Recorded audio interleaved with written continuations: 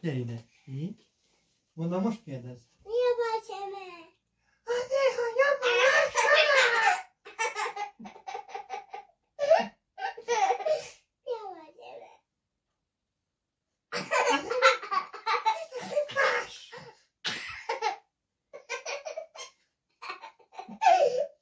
Mi a baj szeme?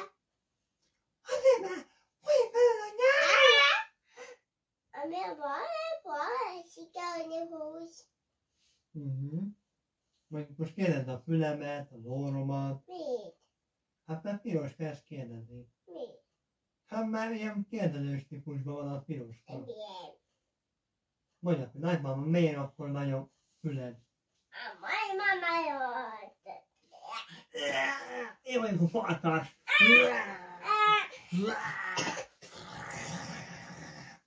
Nem, figyelj!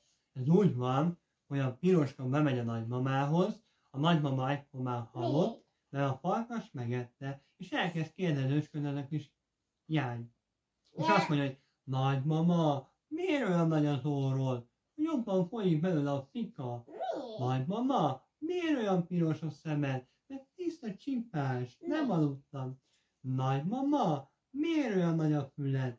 Azért, mert hasonlítani akarod Dumbóra, az elefántra.